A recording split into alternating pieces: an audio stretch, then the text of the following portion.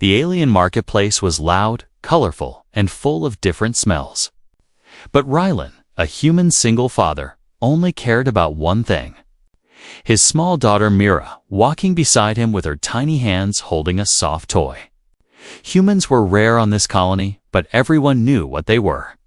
Deathworlders, strong, fast, dangerous when angry, and extremely protective of their young. Still, Rylan always stayed polite, calm, and peaceful.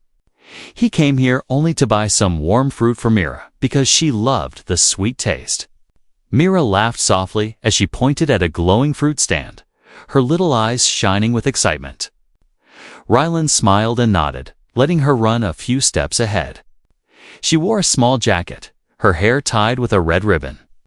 Even aliens found her cute. Some watched with warm eyes. But others watched with jealousy or annoyance. Humans were too different, too strong. While Rylan checked the prices, Myra stopped near a tall metal crate. 3 alien teens stood there. All sons of high-ranking officers, spoiled, proud, and always looking for trouble. They noticed the human child alone and smirked. One whispered, "Let's see if Deathworlders bleed like us." The others laughed. Their voices low and cruel. Mira looked up at them with innocent confusion. She didn't understand their words, but she felt something wrong. Before she could step back, one teen pushed her shoulder. Another slapped the toy from her hands. It fell into the dirt. Mira gasped and bent to pick it up. That was when the third teen kicked the sharp metal shards near her feet. Mira lost balance, falling forward. A deep cut opened on her arm as she landed on the jagged edge. She cried out in pain, her small voice breaking through the noisy market. People turned to look, but quickly looked away. No one wanted to get involved with the officers' sons. No one wanted trouble, some whispered, not the human child. This is bad, but they still did nothing. Rylan turned at the sound of her scream. His heart froze. Everything inside him went silent. The world around him blurred. He did not run, he did not shout. He simply walked with controlled steps toward Myra. But his calm face was more terrifying than any open rage. Even the air around him felt heavier. He reached Myra and knelt. Seeing the blood on her arm, seeing her tears. Seeing her small fingers shaking as she tried to hold her toy, Rylan touched the wound gently. His jaw tightening, Myra whispered, "Daddy." "It hurts." Her voice breaking his last thread of restraint. He lifted her in his arms, her blood staining his shirt. His eyes slowly rose to the 3 teens. They had stepped back now, fear showing in their eyes. They had not expected the human father to arrive so silently. So coldly, Rylan said nothing to them. Not yet. He simply looked. And that look was enough to make them feel like prey cornered by a predator from a nightmare planet. Around them, the crowd fell completely silent. Aliens exchanged frightened glances. Everyone knew what happened when a Deathworlder's child was harmed, especially by intention. But what scared them more was Rylan's silence. No anger, no shouting. Only a deadly calm that felt heavier than a storm. Rylan looked at a nearby guard and asked in a very soft tone, "Who is their commander?" The guard stiffened. "Sir, Commander Vorak. The boys are his sons." All 3, Rylan nodded slowly. "Good. Then take me to him." The 3 teens shook their heads quickly. 2 tried to run, but the crowd blocked them. Everyone sensed something big was about to happen. The guard swallowed hard, unsure what to do. But Rylan walked forward step by step, Mira in his arms, bleeding softly, her small breath shaking against his chest. People moved aside like a wave, clearing the path, some whispered, "The human father is angry." Others whispered, "No, this is worse." He is calm. Rylan walked with steady steps toward the military base. The giant metal gates shining under the sun, each step echoed like a countdown. A guard ran ahead to warn the commander, yelling, "Alert the base. We have a Deathworlder approaching with an injured child." The alarm began to ring across the colony, red lights flashing, soldiers rushing to positions, the entire base trembling with tension. And Rylan continued walking, his voice low, almost whispering, "Mira, I'm here. I won't let anyone hurt you again," but inside him. The storm had already begun. The military base stood like a steel mountain at the edge of the marketplace. Its walls tall, its guns ready, and its soldiers trained to face danger from any world. But none of them had ever faced a Deathworlder father carrying his injured child. As Rylan approached the gate, the air grew colder. Even the dust on the ground seemed to stop moving. Mira's small body rested against his chest, her arms still bleeding, her breath weak. And each drop of her blood made Rylan's steps heavier. Sharper, more dangerous, the guards at the entrance pointed their weapons. Their hands shaking, they shouted orders. Trying to sound strong, but their voices cracked. "Stop. State your purpose." Rylan did not slow down. He did not look at them. He simply answered in a calm, steady tone. "I am here to speak with Commander Vorak." The guards exchanged terrified glances. One whispered, "It's the human. His kid is hurt." This is bad. Sirens suddenly blared across the base. Red lights flashed on towers, soldiers poured out like ants, forming defensive lines. But the closer Rylan came, the more confused they became. He didn't move like an angry man. He moved like a force of nature, cold, focused, unstoppable. The kind of calm that only Deathworlders had before a storm. Inside the command building, Commander Vorak stood tall in his decorated armor. He was proud, arrogant, and feared by his soldiers. But when the alarm officer told him who was approaching, his confidence cracked for a moment. A human? One of the Deathworlders. He asked, trying to hide his worry. The officer nodded. "Yes, sir." "And he looks furious," Vorak scoffed. "Humans act tough, but they're soft creatures underneath." But his voice did not sound as confident as before. Rylan crossed the gate without being stopped. The guards stepped aside on instinct, as if something deep inside them screamed not to block his path. One guard even dropped his weapon after making eye contact with Rylan, his hands trembling uncontrollably. Mira moved weakly in her father's arms and whispered, "Daddy." Home Rylan held her tighter and whispered back, "Soon." After they answer, his voice was gentle toward her. But each word made the soldiers feel a chill down their spine. A squad of 10 soldiers approached him, forming a wall. Their leader tried to look brave, human. "Stay where you are. This is a restricted zone." Rylan stopped, but only to adjust Mira's position.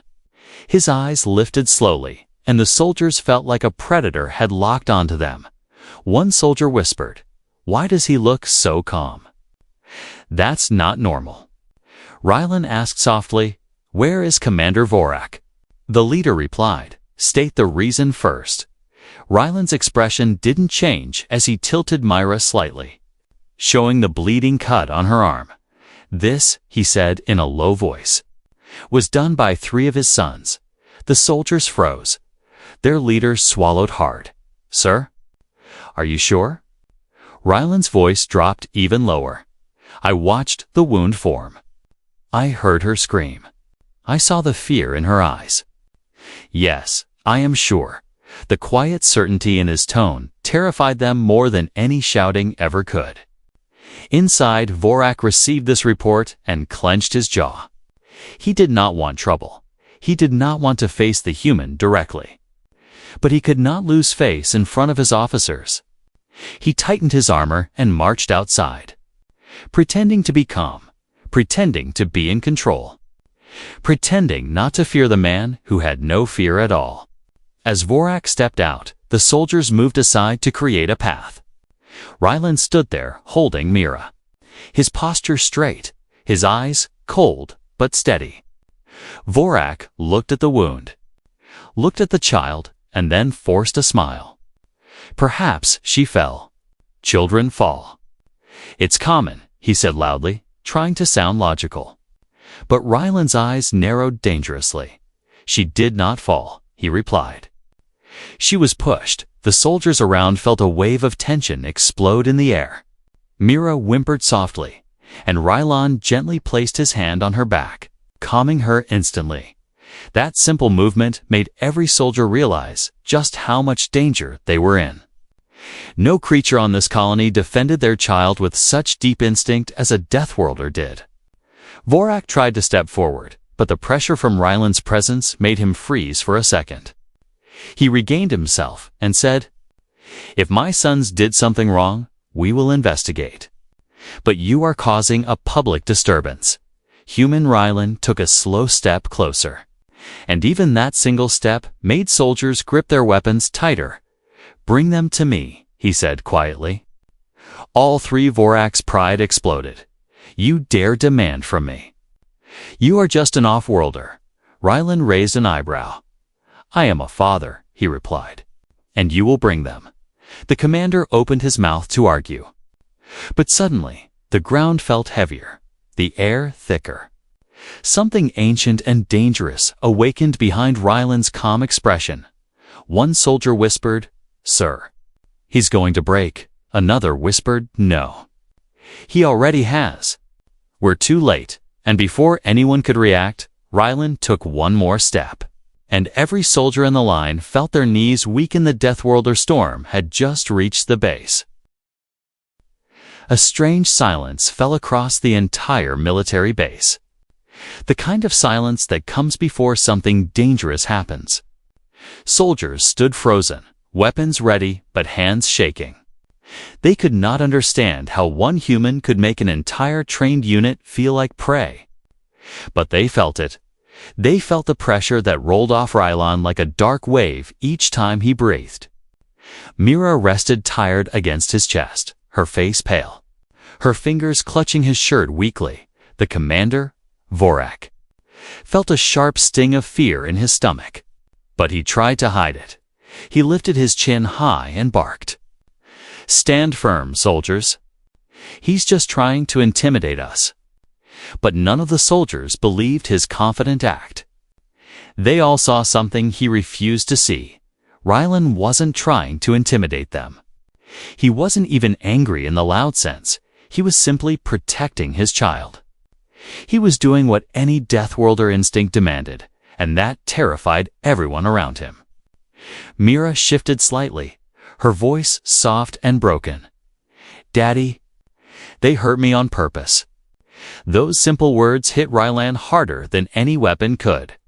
His calm expression did not break, but something behind his eyes changed. Something colder, something sharper.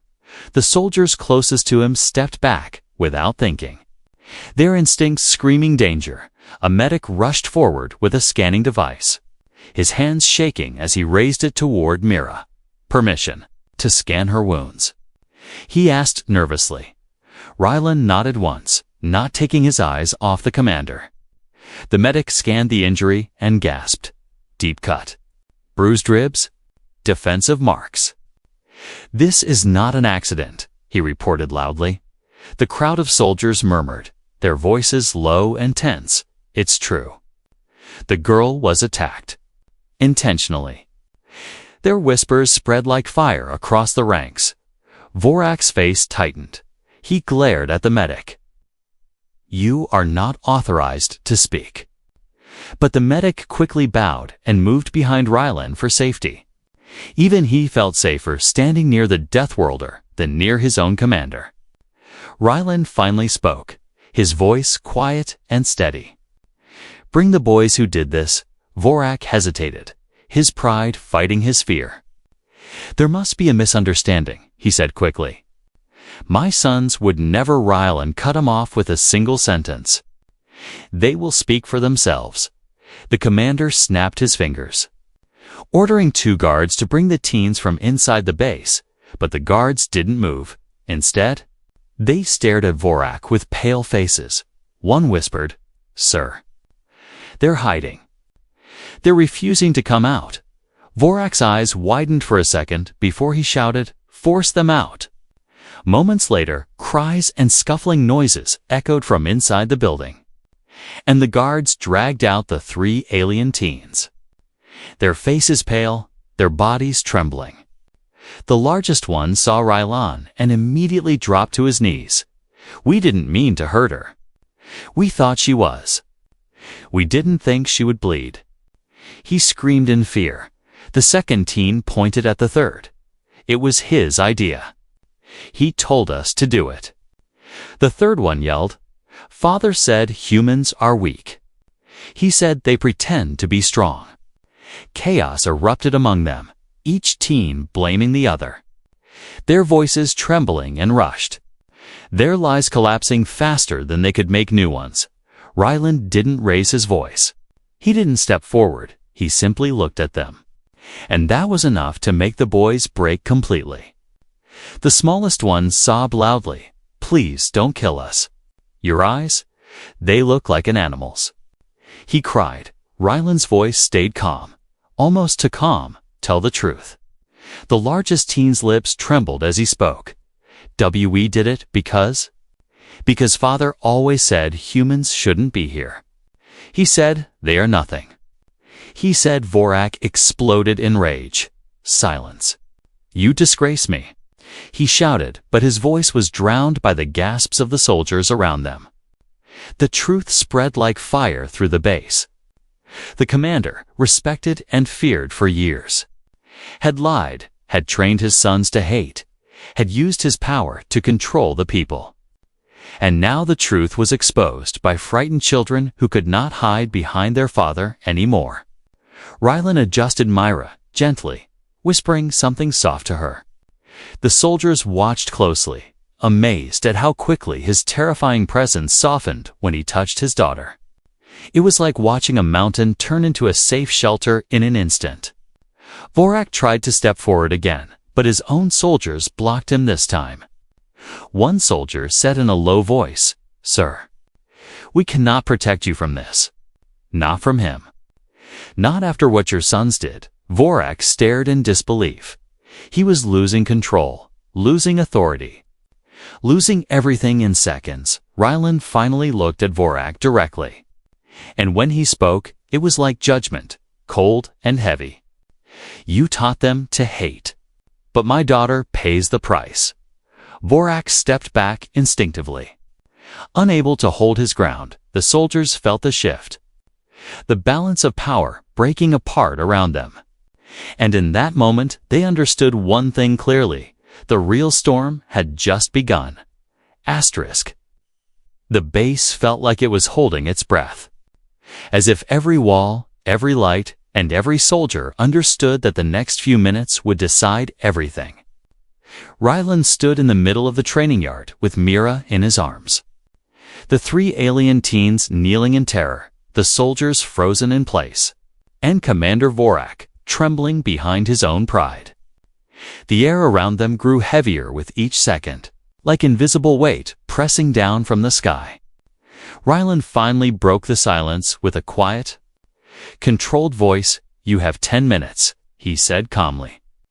"Bring justice, or I will take it myself." The soldiers stared at him with wide eyes. They didn't know what he meant, but they knew it was not a threat, it was a promise.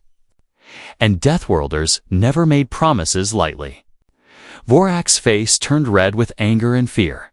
"You dare give orders in my base?" he shouted, his voice desperate. Rylan didn't even look at him. He simply adjusted Mira in his arms, whispering to her softly, "It's almost over. I'm here."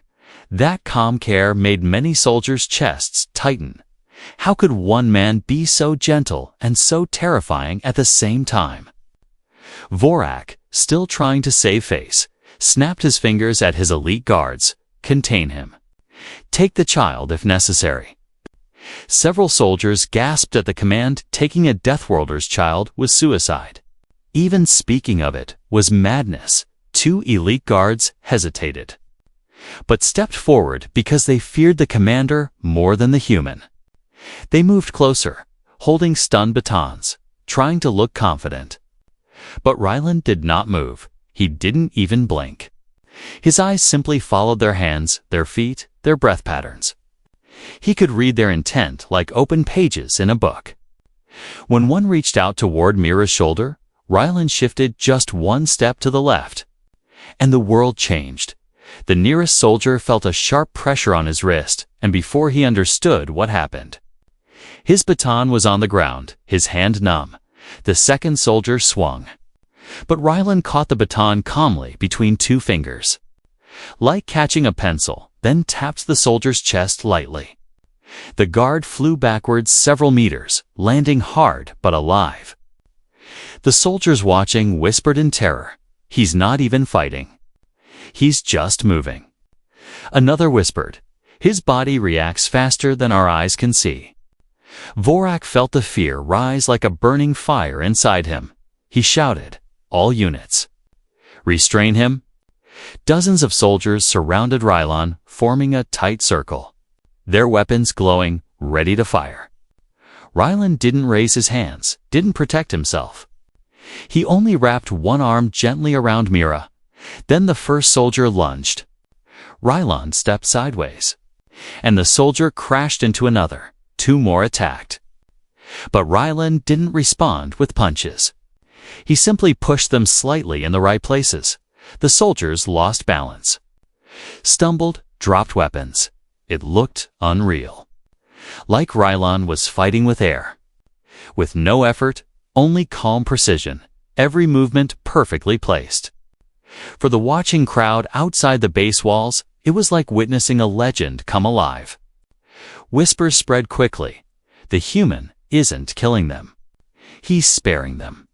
Even now, some aliens felt something strange, a deep respect forming in their chests. Inside the circle, the remaining soldiers hesitated. No one wanted to step forward again. They all stared at Rylan, who still held Mira gently, as if he was simply protecting her while walking through a park. Rylan finally spoke again, his voice soft but cutting through the entire yard. "I gave you 10 minutes, he said. 5 have passed." The soldiers looked at the timer on the wall instinctively. It had been exactly 5 minutes since he entered the base. The accuracy made their blood run cold. Vorak shouted desperately, "What do you want from me?" Rylan turned his head slowly. "Truth," he replied, "responsibility." Justice Vorak opened his mouth to argue, but one of his own officers stepped forward. "Sir, we cannot fight him." "And he is right," the officer said loudly. "Your sons hurt a child, and you hide their crimes." The crowd murmured. Some soldiers nodded. Vorak felt the ground slip from under his authority. His own men were turning on him. And the Deathworlder father had not even raised his voice. The commander tried to escape the moment. Tried to run toward the inner building, but Rylan took one step forward. And Vorak froze where he stood, shaking like a cornered animal. "You still have 4 minutes, Rylan said quietly. The whole base understood one thing clearly. This human wasn't here to start a war. He was here to end a wrong. And nothing would stop him now. The base yard was filled with thick, heavy silence. Soldiers stood unsure, scattered like broken pieces of a line that once looked strong. The commander trembled as he stared at Rylan, who stood calm as stone with Mira resting weakly in his arms. The timer on the wall showed 4 minutes left, and every soldier felt those minutes like sharp blades against their skin. Rylan's eyes shifted toward the large storage building where the 3 alien teens were taken earlier. He didn't need to say anything. His stare alone made 2 guards run inside to search for them again. The soldiers watched nervously as the guards disappeared into the dim interior. Every second felt longer than the last. A loud crash echoed from inside, followed by frightened voices. "Don't let him come in. Don't let him see us." One teen screamed. Rylan's face did not change. But every soldier felt something shift in the air again, as if the walls themselves tightened under the pressure of his silent patience. The guards came out dragging the 3 teens, their clothes dusty, faces pale. their bodies trembling like they had witnessed a nightmare. The smallest one tried to cover his face. But Rylan didn't step closer. He simply looked at them. The first teen dropped to his knees before Rylan. I'm sorry. We didn't mean to hurt her. Please don't kill us.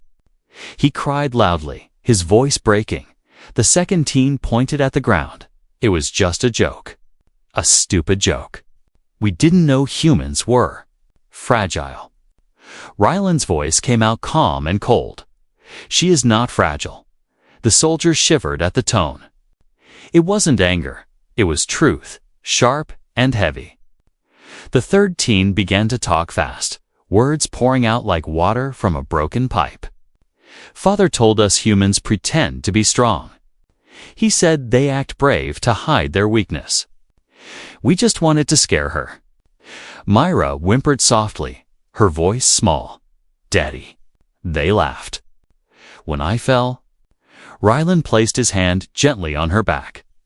And for a moment, his terrifying aura softened. But when he looked back at the teens, the calm returned, sharper than before. Rylan asked quietly, Why did you touch her? The biggest teen shook his head fast. We didn't know. We didn't know she would bleed so much. The smallest teen cried harder. We only kicked a toy. Then pushed her. Wu didn't think she would fall like that. Each word made the watching soldiers recoil. Disgusted by the boy's excuses, the base had seen cruelty before. But harming a child, especially a young one, was something even hardened officers could not accept. Rylan said softly, You hurt a child and left her bleeding on the ground. The words hit the teens like thunder. And for the first time, real regret appeared in their eyes.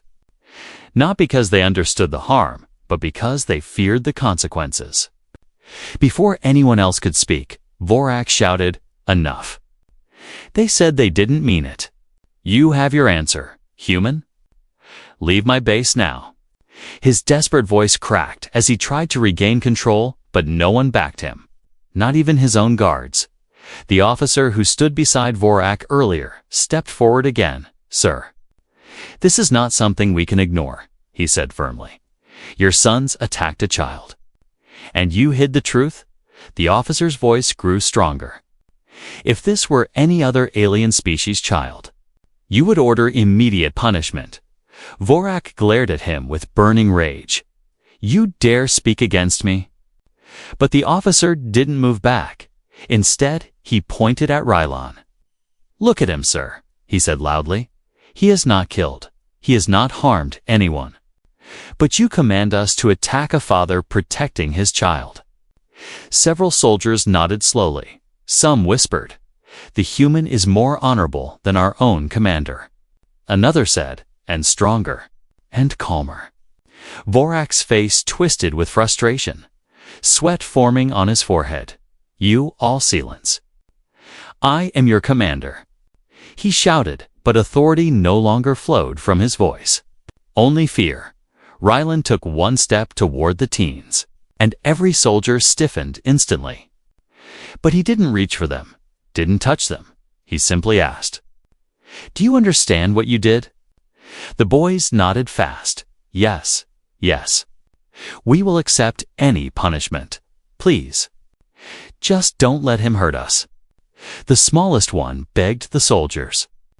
Rylan closed his eyes for one moment, breathing slowly, controlling the natural Deathworlder instinct that demanded justice. When he opened them again, his voice was steady. This is not about fear, he said. It is about responsibility. Then he looked at the commander. Your sons harmed a child because you taught them to hate, Rylan said quietly. And now, they will learn the cost of your hatred. Vorak's breath stopped. His eyes widened, and for the first time, he realized justice was no longer in his hands. It belonged to the Deathworlder father standing before him. Calm as a quiet storm, the yard felt colder now, as if the sun itself hid behind the clouds. The soldiers stood trapped between fear and shame. The three alien teens knelt in the dust, shaking uncontrollably and Rylan stood in the center. Holding Myra against his chest, the timer above the gate ticked down slowly, each second echoing like a drum inside every soldier's heart. Commander Vorak stared at his sons with disbelief, his pride cracking piece by piece. He had believed himself untouchable for years, feared by everyone. But now even his own men looked at him with doubt, anger, and disgust. And the worst part was the silence of the human father. Rylan had not shouted, had not raged. Yet everyone felt more fear from his calm presence than they ever felt from Vorak's highest command. Rylan finally spoke, his voice steady as stone. "Do you accept what your sons have done?" Vorak clenched his fists, his eyes wild. "They are children. Children make mistakes." Rylan's eyes narrowed. "Mira is a child." She did not make a mistake. Several soldiers lowered their heads. Some even closed their eyes. Ashamed, they knew Rylan was right. They knew they had ignored the injured child earlier because they feared Vorak's power. That guilt gnawed at their hearts. Rylan took a single breath, the air around him tightening. "I gave you 10 minutes, he said calmly. "Time is up." The commander stepped back as if the words were physical blows. "What do you want from me, human?" He shouted in panic. "What more do you want?" They apologized. Rylan interrupted him with one quiet sentence. "You will kneel." The soldiers gasped, some covering their mouths in shock. Vorak's face twisted in rage. "I will never kneel to you," he roared. "Never to a human." But Rylan shook his head slowly. "Not to me," he said. To her, he turned slightly so the injured Myra could be seen. Her small face pale, her arm covered in dried blood. Her breathing soft and pained. "You will kneel to the child you allowed to be harmed under your command," Rylan continued. "You will accept responsibility, or your entire base will understand what true Deathworlder justice is." The words were not shouted, but everyone felt them like thunder rolling through their bones. Vorak opened his mouth in rage, but his voice was drowned by a sudden shout from behind him. "Commander, kneel." Every soldier turned, shocked to see that it came not from Rylan, but from one of Vorak's own captains. The tall alien officer stepped forward, his jaw tight. "Sir, you must kneel," he repeated, "for your sons, for your failure. For the truth." Vorak shook his head violently. "You traitor. You dare speak like this? I am your—" Another voice cut him off, a younger soldier, trembling but loud enough to be heard. "You are not our commander today, sir. You are the reason a child bled." More voices joined, one after another. "Kneel, kneel, kneel." The chant grew louder, spreading through the ranks. Rising like a wave of justice that had been waiting for years to break free, Vorak tried to push through the soldiers. But they grabbed his arms, not roughly, but firmly. Not as arrest, but as judgment, as truth, as accountability. The commander fought them, shouting, "Unhand me. I command you." But his words no longer carried weight. His men no longer feared him. They feared disappointing the human father more. Rylan didn't move, didn't speak, didn't threaten. He only held Mira, gently, brushing her hair away from her forehead, whispering to her softly, "It's okay, little star. It's okay now." And that gentle care, that love, was what broke the final barrier inside the soldiers' hearts. The captain pushed Vorak forward, and he stumbled to his knees before Mira, his armor clanking loudly on the stone ground. The soldiers fell silent, watching with wide, stunned eyes their powerful, proud commander forced to kneel before a hurt child. Something no one in the galaxy ever imagined witnessing. Vorak looked up at Rylan, his voice shaking. "Is this enough?" But Rylan didn't look at him. Instead, he whispered to Mira, "Sweetheart, look." Mira opened her tired eyes, her small gaze falling on the kneeling commander, confusion mixing with fear. But she saw something else, too. She saw justice. even if she was too young to understand it fully. Rylan finally looked at Vorak, his eyes cold but steady. "Now you understand," he said. "Strength is not your soldiers, your rank. Or your power." He stepped closer. "Strength is protecting the innocent." Vorak lowered his head in defeat. "What will you do to me?" He whispered. Rylan's voice softened, but remained deadly serious. "Nothing," he said. "What happens next is for the colony to decide." Vorak's breath stopped. The soldiers turned to each other in surprise the human had spared him, even when no one expected mercy. And that mercy was more terrifying than any punishment. The commander still knelt on the cold stone, his armor scratched, his pride shattered, and his hands shaking slightly. The soldiers around him stood silent, not because of fear, but because something inside them had changed. They had seen the truth with their own eyes, a powerful commander destroyed by his own lies, and a human father who stood stronger than any of them without raising a single weapon. Rylan slowly adjusted Mira in his arms. She looked tired but awake, her small fingers gripping the fabric of his shirt, her eyes drifting between her father and the kneeling commander. The base felt strangely peaceful now, as if the storm that shook it had finally settled. But everyone knew the aftershock was still coming. The captain stepped forward and addressed the gathered soldiers, effective immediately. "Commander Vorak is removed from command," he declared, his voice steady. "He abused his authority, encouraged hatred, and allowed harm to fall on a child." No one argued. No one defended Vorak. The decision was as clear as daylight. Two soldiers approached the former commander carefully, not to harm him, but to stand beside him as he slowly rose to his feet. He looked 10 years older now, as if all the pride he carried had been drained away in a single moment. But Rylan did not look at him with hate. He simply watched with quiet understanding. The captain then turned to Rylan. "Human. Deathworlder." "Father," he said respectfully, "we owe you an apology. We owe your daughter justice. And we owe this colony a better future." The soldiers nodded, some bowing their heads, some placing their hands on their chests in their world's sign of respect. Rylan shifted Mira gently and replied, "I did not come for revenge." His calm voice carried across the yard. "I came for truth and for my daughter's safety." He glanced at Myra again, brushing his thumb across her cheek softly. The soldiers watched this gentle moment with awe. They had seen him move with impossible speed and precision earlier, but this quiet touch felt even more powerful. The three alien teens still knelt nearby, their faces wet with tears and dust.